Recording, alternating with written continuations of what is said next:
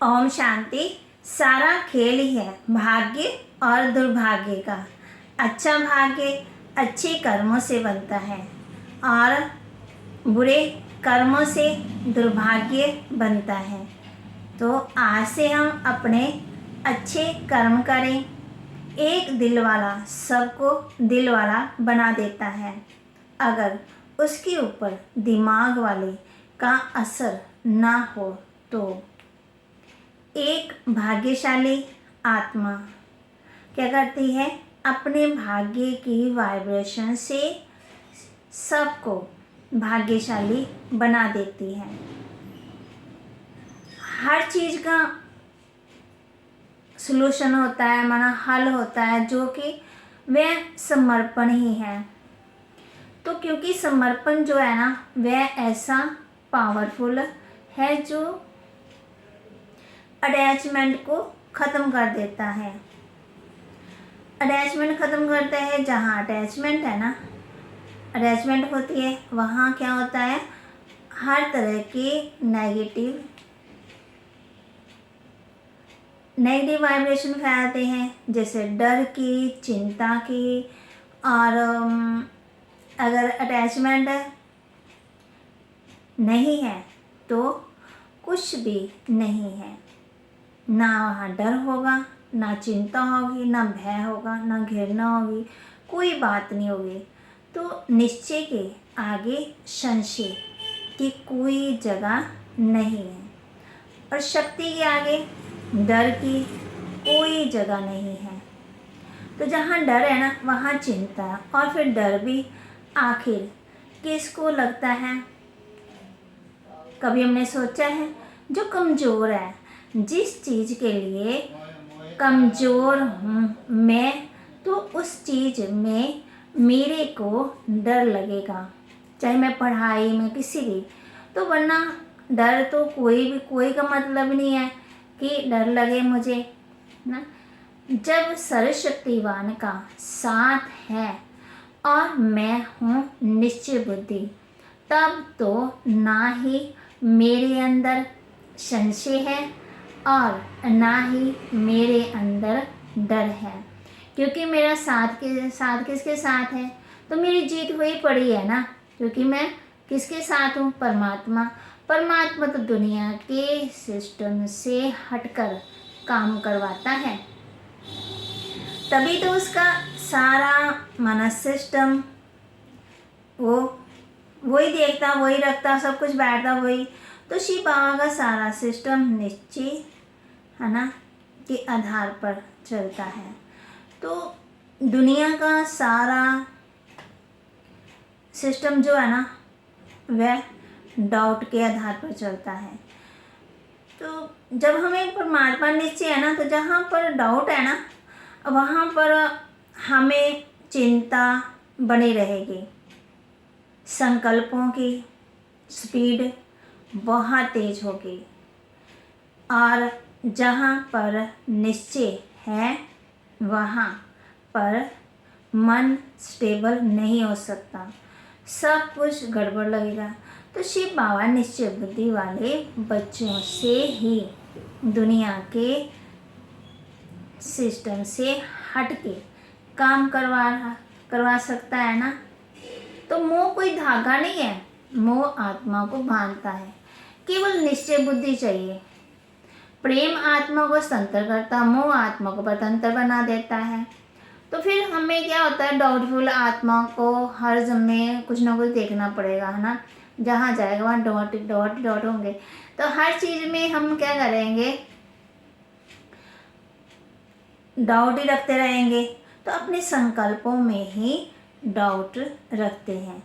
तो परमात्मा हम बच्चों कहते हैं, लवर ला का बैलेंस रखो। इतने बड़े विश्व परिवर्तन के कार्य में सहयोगी कैसे बन सकते हैं?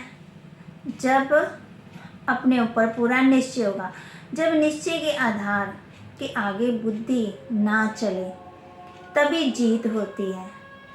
अगर निश्चय के साथ बुद्धि चलने लगे, फिर जीत नहीं हो सकती है। फिर क्या होगा वहाँ पे?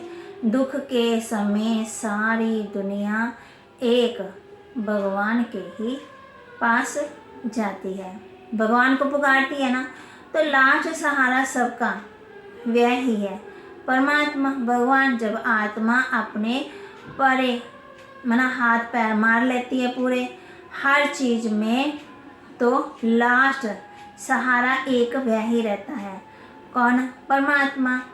जब कहीं से कुछ नहीं नज़र आता है ना, तब हम कहते हैं तो उसके पास ही जाते हैं, परमात्मा के पास। और वही भगवान शिव बाबा हमारा फर्स्ट सहारा बनकर आता है। तो पहले हम दूसरे सहारे ढूंढते हैं ना, तो हमें इस बात का कितना ना नशा होना चाहिए, किस बात का? कि हमारी मन की स्थिति के परिवर्तन का एकमात्र आधार है शिव बाबा की श्रीमत। जब हम उनकी श्रीमत पर चलते हैं, पालना उनकी एक एक समझाने को दिल से स्वीकार करते हैं, तो अमल में लाते हैं, तो अमल में लाना है, क्योंकि ये सोचने का मार्ग ही नहीं है। तो परमात्मा हम बच्चों को यही कहते हैं, ये तो बस जितना शिव बाबा बोले उतना समझ कर और फिर बाकी समर्पण कर देना है, क्योंकि स्थिति में बुद्धि से ज़्यादा समर्पण काम करता है।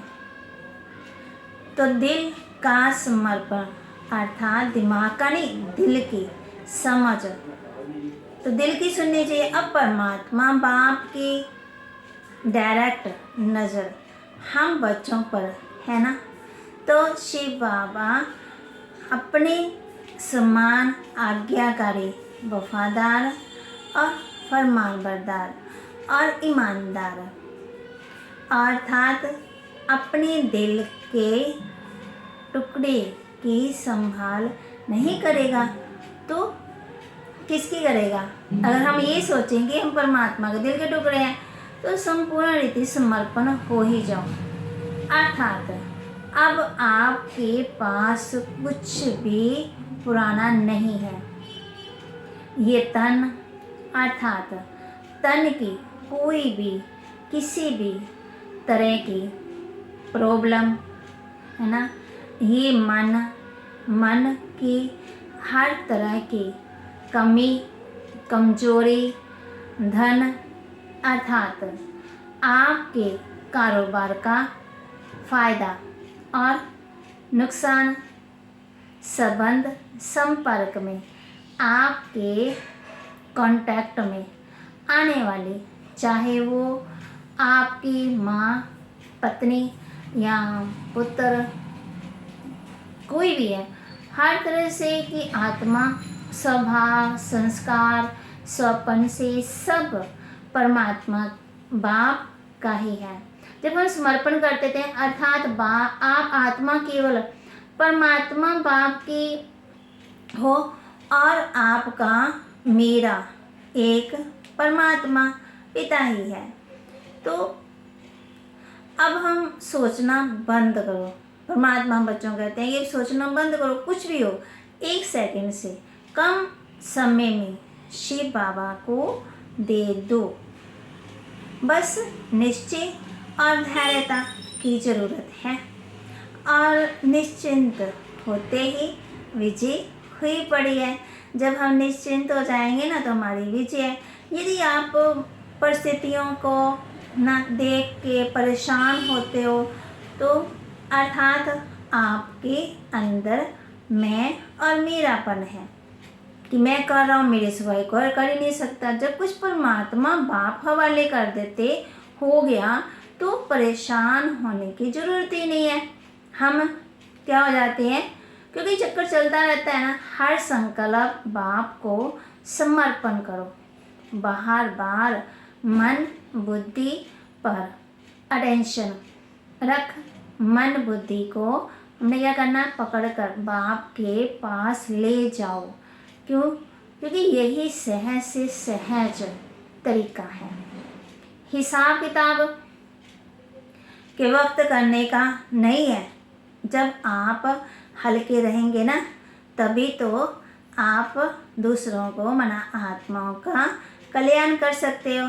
अगर खुद ही हल्के नहीं होंगे तो दूसरों का कल्याण कैसे कर सकेंगे? जब आप अपने सारे हिसाब किताब किसको देने हैं? परमात्मा को। बाप को बार बार समर्पण करने का पुरुषार्थ करते हो तो अलर्ट रह करके तो हर परमात्मा पिता आपसे भी ज़्यादा अच्छी तरह से आपके हिसाब किताब चुकता करवा देगा, करवाता है ना। और आपको इतना ऊंच बना देता है ना कि आपके मार्ग में रुकावट आ ही नहीं सकती है। रुकावट डालने वाला कोई होगा ही नहीं। आपके प्रति कोई आश रखेंगे तो आप बच्चों की विजय तो बाहा कहते हुई पड़ी है, जब सारे बोझ मुझे दे देंगे। इसलिए इस निश्चय को नशे में रहो कि मैं कौन हूँ ना, और मेरे साथ कौन है। कभी सोचा हमने? शिव बाबा कहते हैं कि बच्चों बस थोड़ा सा ही समय रह गया है, अब क्या करो? पुरुषार्थ। तो आप अलर्ट रह करके माना अटेंशन दे करके करो। विजय मेरे आज्ञाकारी बच्चों की ही है। माँ कहती मेरे बच्चों की विजय नहीं होगी तो किसकी होगी? पड़ोसियों की होगी? नहीं ना। तो हम सोच लेते हैं। तो पहले परमात्मा बच्चों कहते हैं कि बच्चे पहले स्व का परिवर्तन करो, अपने स्वभाव संस्कारों को, सबका, भीतर का, बाहर का परिवर्तन नहीं, अंदर का परिवर्तन चाहिए। अपने स्वभाव संस्कार तो भगवान प्रेम का पाठ पढ़ाता है और स्वरूप बनाना चाहता है। खुद को प्रेम स्वरूप बनाना है और प्रेम स्वरूप होने के लिए क्या करना पड़ेगा? हमको सब कुछ छोड़ना पड़ेगा ना। तो सूक्ष्म धारणा यही है कि अपने ऊपर अटेंशन दो जो हमारे अंदर है। तो पढ़ाई का उद्देश्य क्या है? बाहर से शांत होना नहीं है, अंदर से शांत हो जाओ। बाबा भी हम बच्चों को यही कहते हैं। तो एक प्रेम ऐसा ना जो आनंद की प्राप्ति करवाता है, क्योंकि प्रेम जो है ना वो जिसे आनंद कहते हैं, इंद्रियों से पार और इंद्रियों के अथॉरिटी। प्रेम ही हमारे परिवर्तन करने का आधार है। प्रेम में शक्ति है। तो परमात्मा हमें कभी अहिंसा, कभी खून करना नहीं सिखाता। प्रेम परमात्मा कभी नहीं करवाता है ना। तो हिंसा करना क्यों? उसकी आप में से कोई भी खून करते हैं आपस में तो फिर बाप द्वारा दिव्य बुद्धि व दिव्य विवेक व ईश्वरीय विवेक मिला है ना। तो परमात्मा बच्चों को यही है, कहेगा कि क्या करो, उसको कर दो। वे मायावश, परमात्मा वश, कुसंग वश, मन परिस्थिति के वश अगर ईश्वरीय विवेक को दबाते हो ना तो समझो कि ईश्वरीय विवेक का खून करते हो या दिव्य बुद्धि का खून करते हो। बाद में तो फिर चिल्लाते हो कि हमने ये कर दिया है। फिर तो परमात्मा बच्चों को ये कहते हैं कि बच्चे चाहते हुए भी हो गया, गोया ये है ईश्वरीय विवेक का खून करना। झूठ बोलना, चोरी करना, ठगी करना या धोखा देना, इसको भी हिंसा कहा जाता है। तपस्या अर्थात एक परमात्मा पिता के प्यार में खो जाना, समा जाना, उसके लव में लीन हो जाना। लड़ाई झगड़ा नहीं करना, अर्थात पुण्य आत्मा, महान आत्मा कैसे बनेंगे? जब हम तपस्या करेंगे। तो इसी प्रकार से पाप ना हो, चेक करना है, अपने को चेक करो कि आत्मा की सर्वश्रेष्ठ स्टेज जो है वह कहाँ तक धारण की है। ऐसे सर्वश्रेष्ठ आत्मा का बाप भी गायन करते हैं। तो परमात्मा बच्चों को यही कहते हैं ना, सबसे बड़े से बड़ी शक्ति व अथॉरिटी सत्यता की ही है। सत्य दो अर्थ कहा जाता है, एक सत्य अर्थात सत्य, दूसरा सत्य अर्थात अविनाशी। तो सत्यता की शक्ति सबसे बड़ी है। कहते सच तो बिठो होना चाहिए, सत्यम शिवम सुंदर कहा जाता है। बाप को सत्य बाप कहते हैं ना, बाप तो अनेक हैं लेकिन सत्य बाप एक है। सत्य शिक्षक सतगुरु एक ही है ना। सत्य को ही परमात्मा कहते हैं, अर्थात परम आत्मा की विशेषता सत्य अर्थात सत्य है। आपका गीत भी है ना, सत्य ही शिव है, शिव ही सुंदर है। दुनिया में भी कहते हैं ना कि परमात्मा के महावाक्य कि सत्यम शिवम सुंदरम, साथ साथ बाप परमात्मा के भी लिए भी सत्य चित्त आनंद स्वरूप कहते हैं ना, कि परमात्मा कौन है? सत्य स्वरूप है। आप आत्माओं को सत्य चित्त आनंद स्वरूप कहते हैं। सत्य शब्द की महिमा बहुत गाई हुई है। सत्य के लिए गायन भी है। सत्य की नाव हिलेगी डुलेगी लेकिन डूब नहीं सकती। अगर आप सत्य मार्ग पर चलते हो ना तो कभी डूब नहीं सकते हैं, हार हो ही नहीं सकती है। सच तो बिठो नच, ये भी कहते हैं ना, सत्य को सोने के लिए समान है, कहते हैं ना। असत्य को मिट्टी के समान कहते हैं। तो परमात्मा हम बच्चों क्या बनाता है? भक्ति में भी जो हम परमात्मा की तरफ लगन लगाते हैं उन्हों को ही सत्संगी कहते हैं। सत्य का संग करने वाले हैं और लास्ट में जब आत्मा शरीर छोड़ती है तो भी क्या कहते हैं? सत्य नाम संग है। सत्य का नाम ही संग जाएगा ना तो आत्मा विनाशी। सत्यता की शक्ति महान शक्ति है।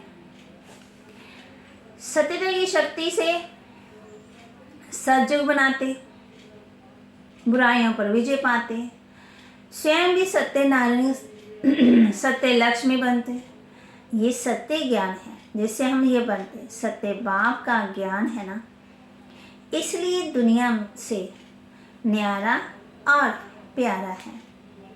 तो आज बाप दादा सभी बच्चों को देख रहे हैं कि मेरे बच्चे कहाँ तक सत्य ज्ञान की, सत्यता की अथॉरिटी कितनी है धारण की है।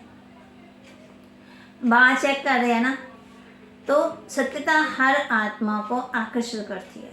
छोटा बच्चा होता है ना, चाहे आज की दुनिया में झूठ खंड बहुत है, सब झूठ ही झूठ है, अर्थात सब में झूठ मिला हुआ है ना, फिर भी सत्यता की शक्ति वाले की विजय बनते हैं। सत्यता की प्राप्ति खुशी और निर्भयता है। सत्य बोलने वाला सदा निर्भय होगा, उनको कब भय नहीं होगा, डर ही नहीं होगा। जो सत्य नहीं है ना होगा, उनको भय जरूर होगा, डर लगेगा, चिंता लगी रहेगी। तो आप सभी सत्यता के शक्तिशाली श्रेष्ठ आत्माएं हो ना।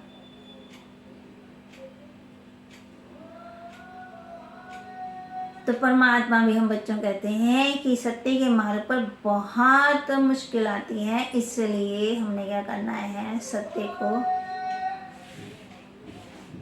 का साथ देना, सत्य राह पर चलना है